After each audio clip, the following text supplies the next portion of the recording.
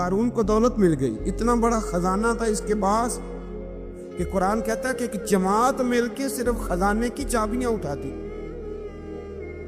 یعنی یہ معاذ اللہ کوئی گپ نہیں، یہ قرآن مجید نے بیان فرمایا کہ ایک جماعت مل کے صرف خزانے کی. تو حضرت سیدنا موسیٰ علیہ السلام نے کہا زکوٰۃ دو. زکوٰۃ کے معاملے میں لوگ ہیل و حجت سے کام لیتے، غریب ہو جاتے. اس کو کہا زکوٰۃ دو تو کہنے لگا آپ کی تو میرے مال پہ نظر ہے. اب نے فرمایا تو بڑا بیوقوف ہے، مال تجھے اللہ نے دیا ہے نا، تو اللہ کے رستے میں دے.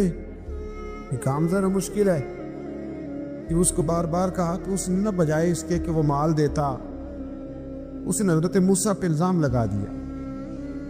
ایک عورت کو تیار کر کے لایا. یہ الزاموں والا کیس سنتے آ رہے ہیں آپ کہاں تک؟ حضرت یوسف پہ بھی لگا، جناب مریم پہ بھی لگا، حضرت سیدنا موسیٰ کلیم پہ بھی لگا، اور حضرت عیسیٰ پہ بھی.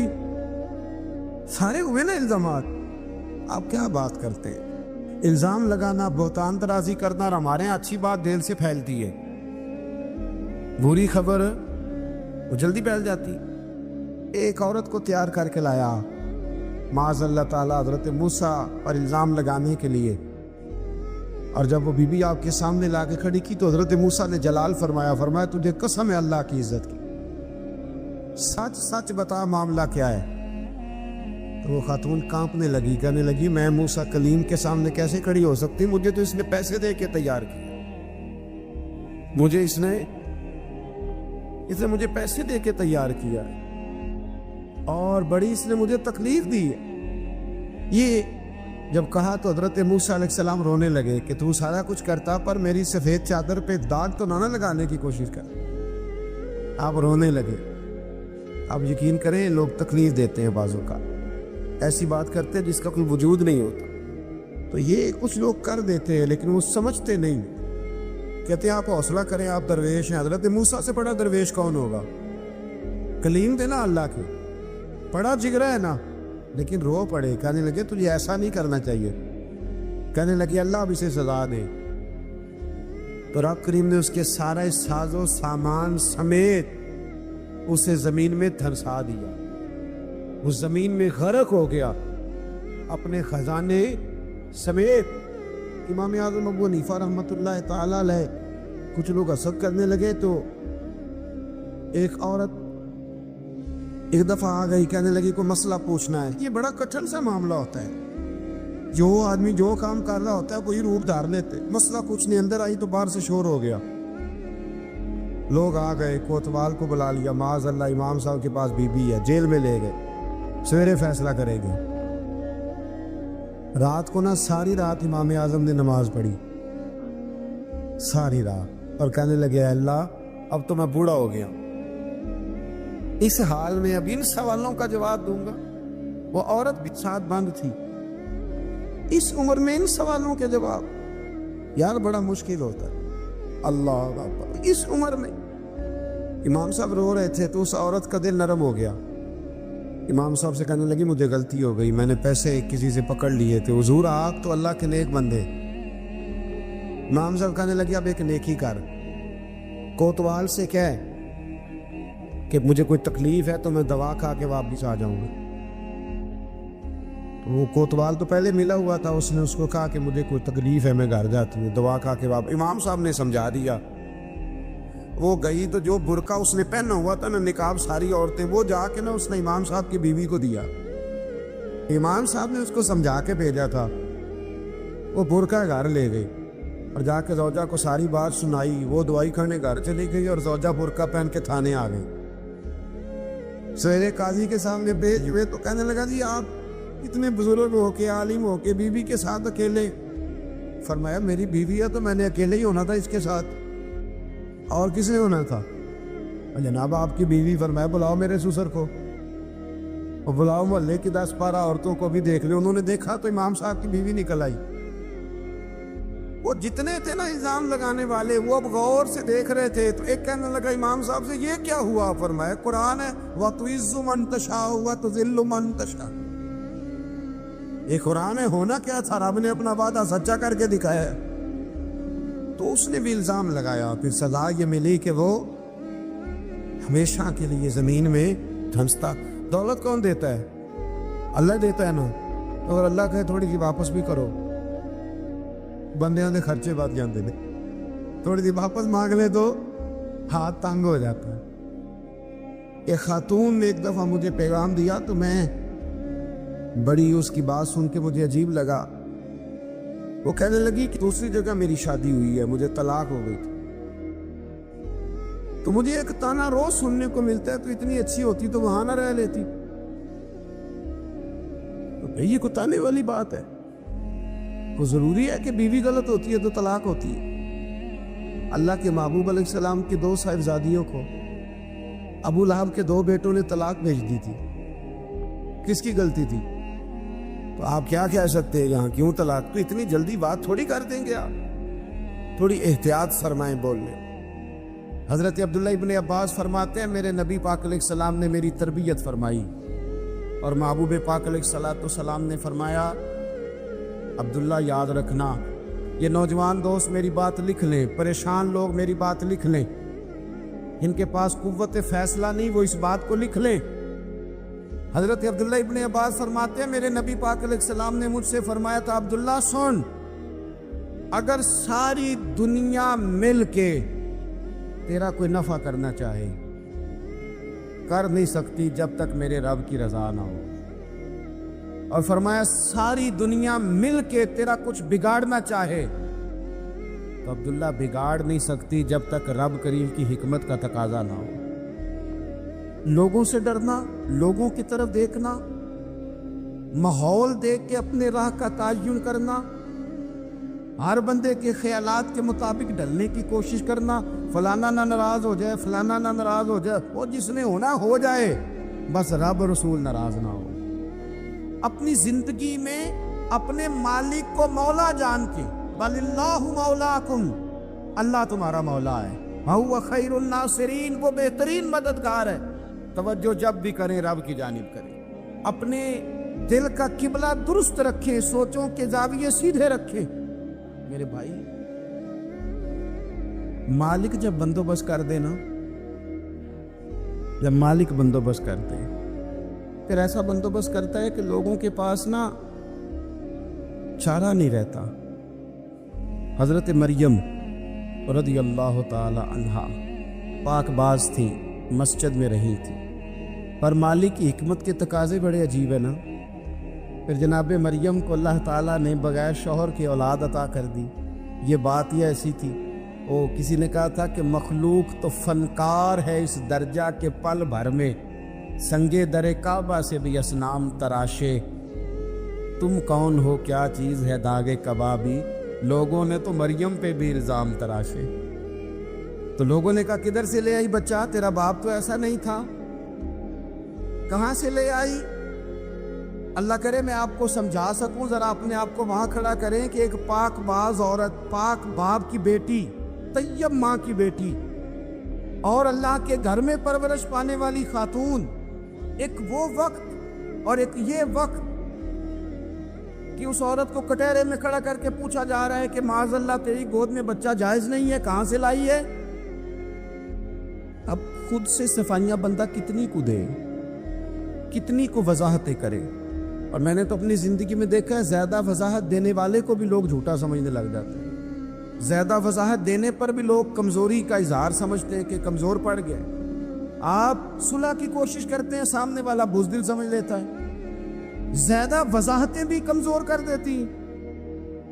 اب حضرت مریم کو کٹہرے میں کھڑا کر کے کہا بچہ کس کا ہے؟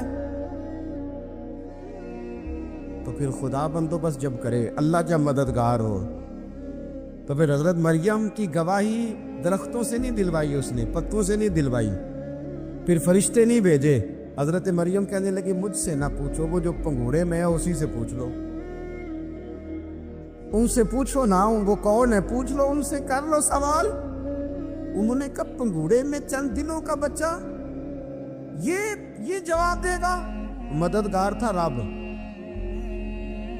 ان کی برات کا اعلان کرنا تھا مالک نے، اور جب مالک اعلان کر دے، جب مالک تیری صفائی دینا چاہے، جب مالک تجھے دنیا کے سامنے نکھارنا چاہے تو پنگھوڑے میں لیٹے حضرت عیسیٰ بول کے کہنے لگے انی عبداللہ آتانی الکتاب، فرمایا میں اللہ کا بندہ ہوں، رب نے مجھے کتاب عطا کر کے نبی بنا کے دنیا میں بھیجا ہے، میں اللہ کا بندہ ہوں، کتاب لے کے آیا ہوں، نبی بن کے آیا ہوں۔ پھر پنگھوڑے سے اعلان ہو گیا، پھر بچہ بول پڑا، اور یہ ایک دفعہ نہیں بات ہوئی۔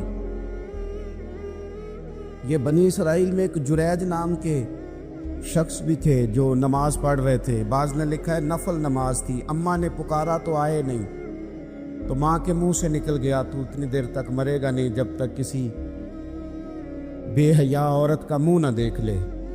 تو وہ عبادت گزار تھے، لیکن لوگوں نے ان کی عبادت، ریاضت، پرہیزگاری کو نہیں دیکھا، بس ایک عورت کو بھیج کے الزام لگوا دیا۔ وہ عورت آیا جایا کرتی تھی، اب آ جاتی ہیں عورتیں، مسئلہ پوچھنے کی نیت سے بھی آ جاتی ہیں۔ ماحول میں کچھ جگہ ایسی بھی ہیں جہاں عورتیں دم کرانے کے بہانے آ جاتی ہیں۔ وہ خاتون آتی جاتی تھی، اس خانقاہ پہ، آستانے پہ، یہ بخاری میں موجود ہے، پھر اس نے کہا میری گود میں جو بچہ ہے یہ انہی کا ہے۔ مجھے بتائے کیسے بندہ وضاحت دے؟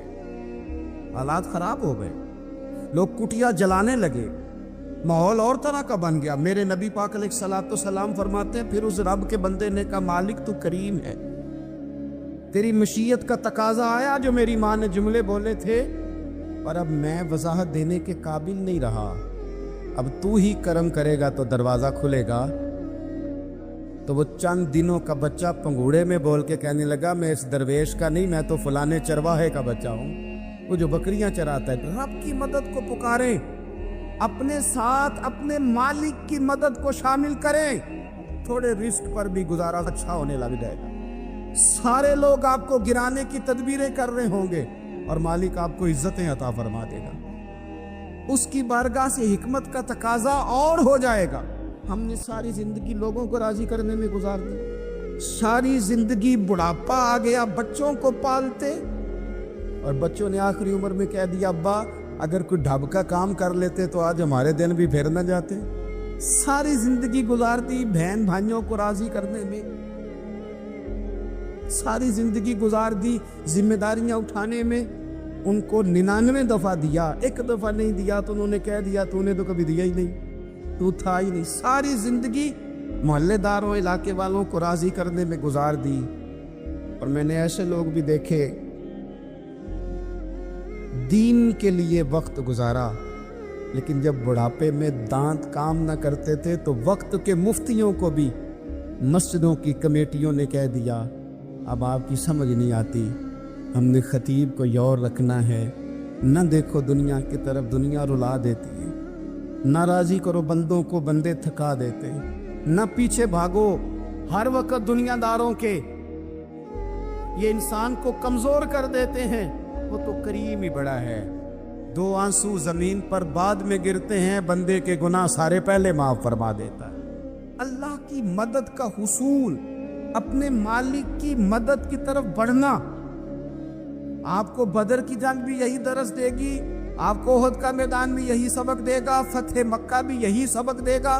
میرے دوستو، جب رب مدد فرمائے، جب اللہ مددگار بنے، دوستوں سے ایک بات اکثر کرتا ہوں، میں کہتا ہوں کہ جتنے درد سے آپ امیر کو اپنی کہانی سناتے ہیں نا، اور جس طرح آپ کے آنسو بات کرنے سے پہلے گر جاتے ہیں کہ غریب ہیں، بچیاں ہیں، کاروبار نہیں، او میرے سنگیو،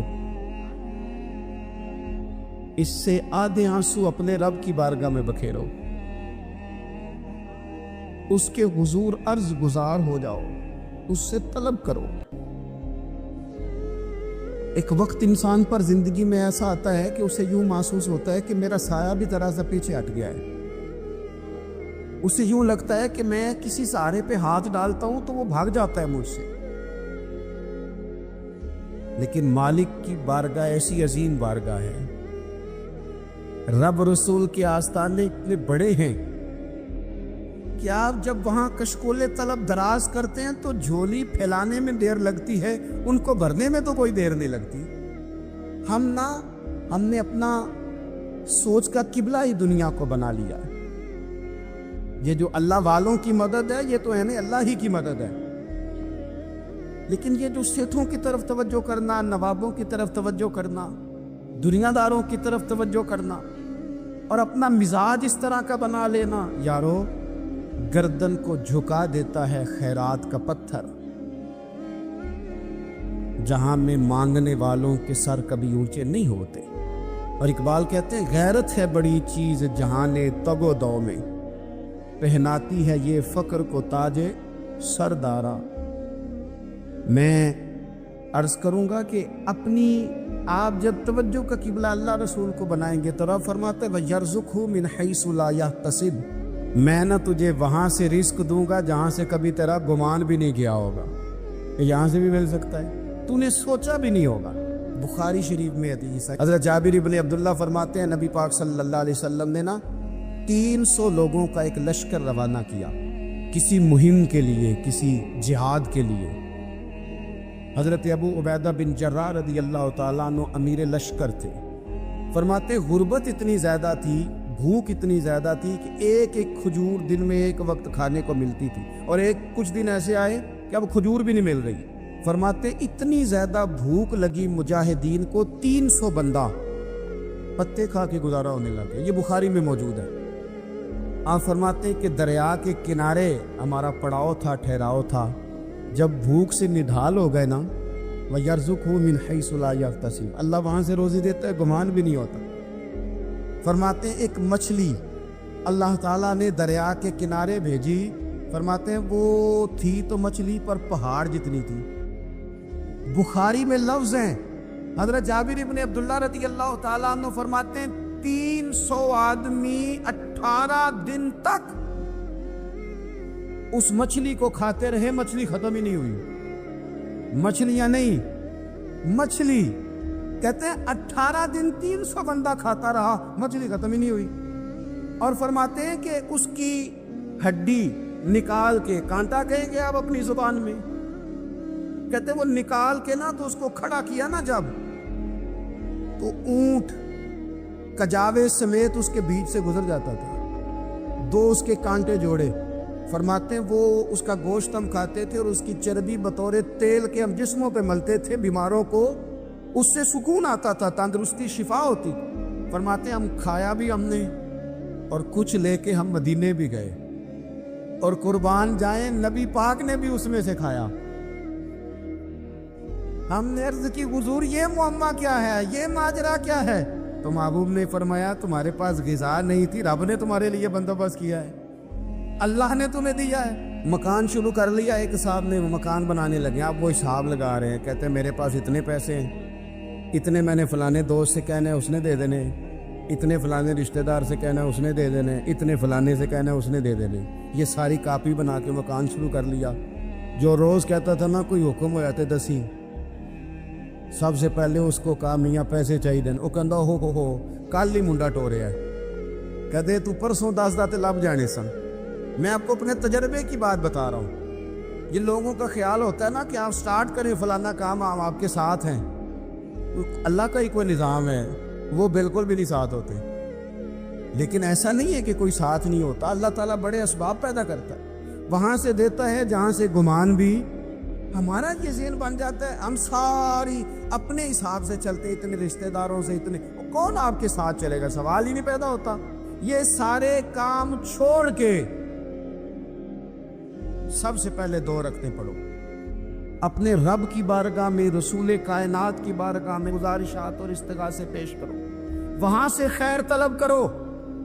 دنیا دار کیا دیں گے، کیا دے سکتے ہیں، کیا حیثیت ہوتی ہے کسی، اللہ کہتا ہے وہاں سے دوں گا۔ تو جو اللہ مال دے وہ لینا چاہیے کہ رشتہ داروں کا مال دیکھنا چاہیے؟ جو اللہ دے وہ لینا چاہیے کہ سیٹھوں نوابوں کی جیبیں دیکھنی چاہیے؟ جو اللہ دے وہ قبول کرنا چاہیے یا دیکھنا چاہیے کون سا آدمی کہاں پہنچ گیا؟ چھوڑو، اپنی مٹی پہ چلنے کا سلیقہ سیکھو۔ کسی کے سنگ مرمر پہ چلو گے تو پھسل جاؤ گے۔ مدد اللہ سے چاہیں، اپنی توجہات کا مرکز رب رسول کی ذات کو بنائیں، پھر آپ محسوس کریں گے کہ بڑی جلدی اللہ تعالیٰ کی مدد آنے لگی ہے۔ کبھی آپ صرف کہہ دیں نا میرا رب میرے ساتھ ہے، اس لفظ میں اتنی طاقت ہے کہ دشمن ویسے زہر ہو جاتا ہے۔ زندگی میں کسی سے بھی لڑائی ہو اچھی طرح سوچ لیں کہ اللہ اس طرف ہے یا اس طرف ہے. اگر آپ زیادتی پہ ہیں تو پھر رب مظلوم کی جانب ہے. اگر اللہ کی مدد آپ کے ساتھ ہے تو دنیا کی کوئی طاقت آپ کو گرا نہیں سکتی. اور اگر آپ مظلوم کے مقابلے میں ظالم بن کے آپ کھڑے ہو گئے ہیں اور آپ نے رویہ وہ اختیار کیا ہے کہ جس میں مدد نہیں آئے گی, تو پھر یاد رکھ لیں کہ آپ کوئی بھی ہیں, کہاں بھی ہیں, آپ کمزور ہیں. طاقتور تھے ابتدائے اسلام میں, ظاہری طاقت تھی کفار مکہ کے پاس, وہ ڈنڈوں سے مارتے تھے غریبوں کو, ان کے ہاتھوں میں ڈنڈے تھے, پر خدائی طاقت ان مظلوموں کے ساتھ تھی. صاحب زرقانی نے لکھا ہے حضرت زنیرہ رضی اللہ تعالیٰ عنہ ایک لونڈی ہے, غریب ہے, ماڑے دا کی کام محمد نس جانا یا رونا, غریب سادی بی بی اور لونڈی کنیزہ, ایک مشرک کی کنیزہ تھی, انہوں نے کلمہ پڑھ لیا, وہ ڈنڈوں سے مارتا, دروں سے مارتا, تکلیف دیتا. حضرت زنیرہ رضی اللہ تعالیٰ عنہ کو اتنا مارا, اتنا مارا. اب آپ ایک اور پہلو پر بھی غور کریں, مار بھی پڑ رہی ہے پر خدا ادھر ہی ہے, اللہ کی مدد ادھر ہی ہے. رب کہتا ہے کہ پہلے تو صبر کرنا, ان اللہ مع الصابرین, تو صبر کرے گا تو پھر رب کی معیت ملے گی. ذرا ٹھہرنا, تو تھوڑا ڈٹنا. ان الذین قالوا ربنا اللہ ثم استقاموا تتنزل علیہم الملائکہ, تو کہے اللہ میرا رب ہے, پھر تو پہلے ڈٹ, پہلے تو نے ڈٹنا ہے. ثم استقاموا, جو ڈٹ گیا, تتنزل علیہم الملائکہ, ڈٹنے والے کے لیے مدد آتی. پہلے تھوڑا ٹھہرنا پڑتا ہے, پہلے تھوڑا صبر کرنا پڑتا ہے, حوصلہ کرنا پڑتا, اس کے بعد مدد آتی. مار پڑ رہی ہے, مارا جا رہا ہے. حضرت زنیرہ کو ان کا مالک جو ہے ظاہری آقا وہ مار رہا ہے, یہ کنیزہ ہے, اتنا مارا, اتنا مارا, ان کی بینائی چلی گئی, نظر آنا بند ہو گیا. ابو جہل آیا اور کہنے لگا زنیرہ دیکھا نا ہمارے بت تیری آنکھیں لے گئے, معاذ اللہ, لات و منات ہمارے بتوں نے تجھے اندھا کر دیا. اب ایسا نہیں ہے کہ بی بی روتی جا رہی ہے, روتی جا رہی ہے, مایوسی مایوسی, معاذ اللہ, پریشانی, غریبی بڑی ہے, پوچھنے والا کوئی نہیں, یہ باتیں نہیں. کیا جملے ہیں خاتون کے, کیا لفظ ہیں. ابو جال نے تنزیہ کہا, معاذ اللہ, کہنے لگا دیکھا نا ہمارے بتوں نے تجھے اندھا کر دیا. تو جناب زنیرہ آنکھوں کی بینائی گئی ہے, رات کو گئی ہے, دکھ ابھی تازہ ہے, لیکن اللہ پہ جو توکل ہے, اپنے مالک سے جو رشتہ ہے, وہ اتنا مضبوط ہے, اتنا طاقتور ہے, اس میں اتنی گہرائی ہے. حضرت زنیرہ بول کے نا اتنی قوت سے بولی, اتنی طاقت سے بولی کہ پورے کفر پر لرزہ طاری ہو گیا. فرمانے لگی تمہارے بتوں کی کیا اوقات ہے کہ وہ میری بینائی لے جائیں, یہ میری رب کی حکمت کا تقاضا ہے. جب تک اس نے چاہا زنیرہ دیکھتی رہی, اور جب اس نے چاہا زنیرہ کی آنکھوں کی بینائی چلی گئی, اور اگر وہ چاہے گا نا تو بینائی واپس بھی کر دے گا. اگر ہو ذوق یقین پیدا تو کٹ جاتی ہیں زنجیریں, اگر وہ چاہے گا تو بینائی آ بھی جائے گی. حضرت زنیرہ نے رات کو یہ لفظ کہے, ابو جال اور سارے کفار ڈر کے سن کے چلے گئے. آپ اطمینان سے آ کے بستر پہ سوئی. جب سویرے اٹھی تو اللہ نے آنکھوں کی روشنی واپس کر دی تھی. آنکھوں کی اب چھڑی پکڑی ہے, بازاروں میں گھومتی ہے, کہتی ہیں بلاؤ کدھر ہے تمہارے لات و منات, دیکھو میرے رب نے روشنی واپس کر دی. آ کر میرے ساتھ ادھر آ, ستمگر ہنر آزمائیں, تو تیر آزما ہم جگر آزمائیں. بیمار لوگوں یاد رکھو, کہہ دیا ڈاکٹر نے کہ تو بڑا بیمار ہے, تو بڑا کمزور ہے, یہ ہو گیا وہ ہو گیا, تو ڈاکٹر اپنے علم کے مطابق بات کر رہا ہے. ہوگا تو وہ جو میرا رب چاہے گا. کمزور ہو جانا, پریشان ہو جانا, تکلیف میں آ جانا, پتہ نہیں بات ہو گئی ہے تو جانے کیا ہو جائے گا. اپنی زندگی کے اندر اپنے رب سے رشتہ مضبوط کرے, رسول کائنات سے رشتہ مضبوط کرے, اللہ والوں سے رشتہ مضبوط کرے. حضرت زنیرہ نے پیغام دیا کہ زندگی میں جو جینا چاہتے ہیں تو وہ رب کا نام لے کے جی سکتے ہیں. جو اپنی زندگی میں خوشیاں دیکھنا چاہتے ہیں تو رسول اللہ کے نام پر خوشیاں دیکھی جا سکتی ہیں. توکل کی بنیاد پر بندہ خوشیاں لے سکتا ہے. اور اگر انسان میں توکل نہیں ہے تو پھر وہ اس کالے جادو سے بھی ڈر رہا ہے, وہ نیلے سے بھی ڈر رہا ہے, وہ پیلے سے بھی ڈر رہا ہے, وہ فلانے سے بھی ڈر رہا ہے, وہ میرے خلاف فلانا رشتہ دار سازش کر رہا ہے تو ڈر رہا ہے, فلانا میرے بارے میں یہ کر رہا ہے تو ڈر رہا ہے, وہ پتہ نہیں دنیا ادھر ہو جائے گی تو کیا ہو جائے گا. اٹھ باندھ کمر کیوں ڈرتا ہے. پھر